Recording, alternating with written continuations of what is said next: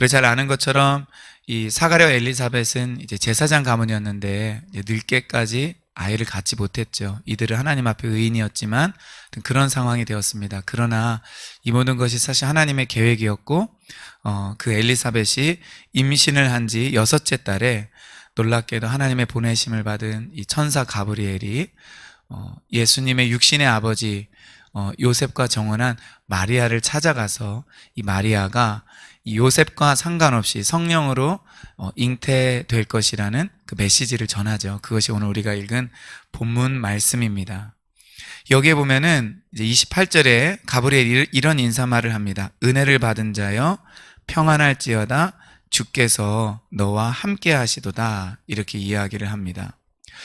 여기 은혜를 받았다라는 것은 이제 은혜를 베풀다라는 이 의미가 되겠죠. 그러니까 은혜의 베품을 받은 자여 이렇게 이야기를 하고 있는데 그 뒷부분에도 계속 나오고 있습니다. 하나님께서 우리에게 어떤 일들을 행하실 때는 사실 은혜를 주시고 이제 시작을 하시죠. 그러면서 평안할지어다 인사를 하는데 이 단어는 신약 성경에 기뻐하다로도 많이 번역이 되는 그런 단어입니다. 그래서 데살로니가전서 5장 16절에 보면 항상 기뻐하라는 그 명령이 있는데 그 기뻐하다와 역시 같은 의미를 가지고 있습니다. 그렇기 때문에 이제 가브리엘이 한 인사말은 은혜를 받은 자여 기뻐하라 하나님이 너와 함께 하시도다 이렇게 이야기를 합니다. 이 하나님께서 함께 하신단 말은 우리에게 굉장히 익숙한 말인데 제가 가지고 있는 이 성경책의 주석에 보면은 이 말은 구약적인 인사말로 주께서 그대를 도와주시리라 라는 일종의 관용어처럼 쓰이는 그런 말이라고 합니다. 그러나 이것이 뭐 관용어든 아니든 우리는 상관이 없고 이 말 그대로 우리는 이 말의 의미를 우리는 좋아하고 또 이 말 뜻을 우리는 믿죠. 그래서 마리아에게 이 가브리엘이 이런 인사말을 합니다. 당연히 이 처녀인 마리아는 놀라서 무서워할 수밖에 없게 되죠. 그래서 이 가브리엘은 좀 더 자세한 설명을 하게 됩니다. 어떤 설명이냐면은 이 마리아가 낳게 될 아들에 관한 설명인데 31절에 보면은 보라 내가 잉태하여 아들을 낳을 것이다. 그 이름을 예수라 하라. 그가 큰 자가 되고 지극히 높으신 이의 아들이라 일컬어질 것이요 주 하나님께서 그 조상 다윗의 왕위를 그에게 주신다라고 이야기를 합니다.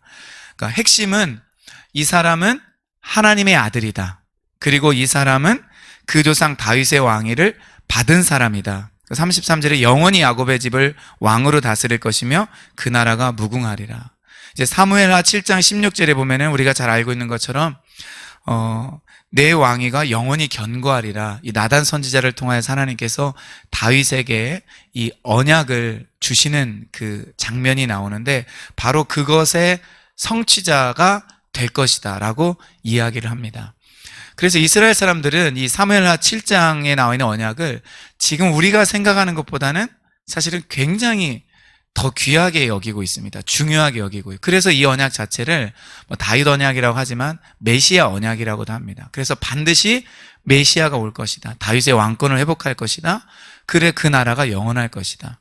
그래서 이들은 이것을 사실은 이제 육신적인 것, 그냥 이 땅의 국가적인 것으로 이해를 하였습니다. 그래서 로마의 압제 가운데 예수님 오셨을 때 많은 사람들이 메시아로 생각을 하였을 때 그 메시아는 정치적인 메시아 그리고 다윗 왕조를 부활시킬 그 메시아로 생각을 하였어요. 그래서 제자들은 예수님이 승천을 하시는 그 상황에서도 주여 이스라엘 나라를 회복하심이 언제니까 이렇게 이때니까 물어보기도 하죠. 이것이 바로 이 다윗 언약이 있기 때문에 그렇습니다.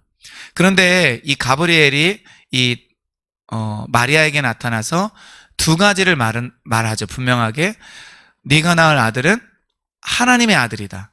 그리고 바로 메시아다. 이것을 말을 하고 있는 것입니다. 그러니까 이스라엘 백성들이 생각할 수 있는 가장 위대한 그 사람이 바로 마리아가 출생할 그 아들이 될 것이라고 약속한 아들이 될 것이라고 이야기를 하고 있는 것입니다. 참으로 이제 경이롭고 놀랍죠. 그래서 마리아는 자기가 아직 약혼은 하였지만 처녀인 상태이고 남자를 알지 못하는데 어떻게 이 일이 있습니까? 라고 34절에 물어보죠. 이 천사는 어떻게 그것이 이루어지는지 그 방법까지 말을 해주고 있습니다. 우리 35절은 한 번 더 같이 읽도록 하겠습니다. 천사가 대답하여 이르되 성령이 내게 임하고 지극히 높으신 이의 능력이 너를 덮으시리니 이러므로 나실 바 거룩한 이는 하나님의 아들이라 일컬어지리라. 이렇게 이야기를 하고 있습니다.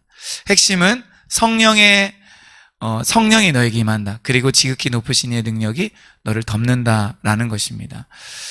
여러분, 이 두 가지가 있을 때 사실 이 땅 가운데 그 모든 불가능한 일들이 가능하게 되는 줄 우리는 믿습니다. 예수님께서도 사도행전 10장 33절에, 38절에 보면은 하나님이 나사렛 예수에게 성령과 능력을 기름 붓듯 하셨음에 이렇게 이야기를 하고 있습니다. 그래서 예수님께서 두루 다니시며 선한 일을 행하시고 마귀에게 눌린 모든 자를 고치셨으니 이는 하나님이 그와 함께 하심이라.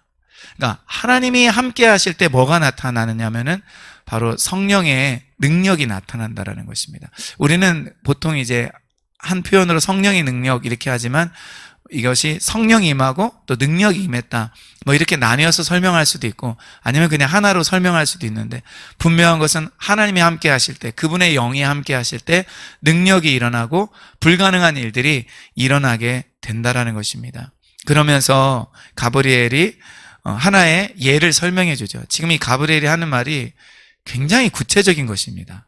그러니까 구약 성경을 사실은 이제 가브리엘이 이것은 어떤 성경 구절의 성취다라고 말은 하진 않았지만은 당연히 이제 그 내용을 알아들을 수 있을 정도로 이야기를 하고, 그리고 어떻게 해서 그것이 가능한지 그것을 이야기하고, 그리고 마지막으로 샘플을 하나 더 듭니다. 바로 그 예가 바로 뭐죠? 엘리사벳, 우리 맨 처음에 잠깐 언급했던 그 엘리사벳을 이야기하면서 본래 임신하지 못한다고 알려진 이가 이미 6달이 되었다라고 이야기를 하고 있습니다. 여러분, 이 세상에는 어떤 질서와 법칙이 있죠. 하나님께서 만드신 질서와 법칙인데, 어떤 것들은 인간 사회에 있어서 이것은 정말 본래 불가능한 것이야 라고 생각하는 그런 여러 가지 현상들과 나타남이 있습니다. 그러나 하나님께는, 원래 하나님 그분에게는 불가능함이 없습니다. 그래서 우리는 우리의 삶을 하나님의 초자연적인 능력 아래 두는 것이 필요합니다. 사사기 13장 3절을 볼 때 삼손의 어머니에게도 이런 이야기를 하죠. 여호와의 사자가 그 여인에게 나타나서 그에게 이르되 보라, 내가 본래 임신하지 못하므로 출산하지 못하였으나 이제 임신하여 아들을 낳으리니. 본래 불가능한 일들을 우리는 하나님의 능력으로 경험하게 되는 특권을 우리는 누리는 그러한 자들입니다. 저희 기도 제목도 이거예요. 우리 교회 기도 제목도 그렇고, 하나님 본래 불가능하게 보이는 일들이 우리 가운데 일어나게 하여 주시옵소서. 가장 위대한 일은 정말 회개할 것 같지 않은 사람들이 회개하고 예수 믿을 것 같지 않은 사람들이 예수님을 믿는 일인데, 그 일을 하기 위해서는 우리 복음 전파의 능력이 일어나야 됩니다. 그리고 예수님의 사역과 바울의 사역, 베드로의 사역에 일어난 것처럼 저는 기적이 필요하다고 봅니다. 이 시대에 이성주의적이고 과학주의적이고 그리고 냉소주의적인 그런 성향이 너무나 강한 이 시대 사람들에게 그들의 생각을 깨뜨리고 그들의 고정관념을 부술 수 있는 그런 기적과 초자연적인 일들이 저는 우리 삶과 교회 가운데 일어나야 된다라고 믿습니다. 그리고 이것을 위해 우리가 기도해야 된다라고 믿어요. 창세기 18장 14절에 보면은 하나님의 사자들이 소돔과 고모라를 방문하기 전에 아브라함의 집에 방문을 하고 아브라함에게 그리고 사라에게 내년에 너희에게 자녀가 있을 것이다 라고 이야기를 하죠. 그러면서 하고 있는 말씀이 여호와께 능하지 못한 일이 있겠느냐. 창세기 18장 14절에 이런 이야기를 하고 있습니다. 우리 한번 선포해 보죠. 여호와께 능하지 못한 일이 있겠느냐. 예, 그래서 이 37절에서도 대저 하나님의 모든 말씀은 능하지 못하심이 없느니라. 그분의 말씀이 선포되면, 그분의 말씀이 그분의 입에서 나가면 그때부터는 그것은 실효성을 갖게 되어서 그 말씀대로 이 온 우주 가운데 변화가 일어나기 시작합니다. 저는 우리의 삶 가운데 본래 능하지 못했던 일들을 가능하게 하는 이 하나님의 능력이, 말씀의 능력이 정말 나타나기를 소망합니다. 마리아의 반응은 38절에 나와 있는 것처럼 주의 여종이 오니 말씀대로 내게 이루어지이다 하매. 천사가 떠나가니라 라고 이야기를 하고 있습니다. 이 마리아의 아름다운 신앙 고백을 많은 사람들이 칭찬을 합니다. 사실 이 마리아가 순종하겠다라는 것은 죽기를 자기는 각오하겠다라는 것과 마찬가지죠. 왜냐하면은 정혼한 여인이 그 남편을 통해서가 아니라 다른 남자를 통해서 임신을 하게 되면은 부정한 여인이 되었기 때문에 돌에 맞아 죽을 수도 있습니다. 간음죄가 성립이 되는 거죠. 그렇기 때문에 천사 가브리엘의 메시지를 듣고 순종한 이 마리아의 결단은 사실은 목숨을 걸고 결단한 것입니다. 그러니까 목숨을 내놓고 나는 순종하겠습니다 라고 말하는 것입니다. 오늘 우리가 주님의 말씀을 순종할 때 항상 목숨을 걸 만한 상황이 생기는 것은 아니죠.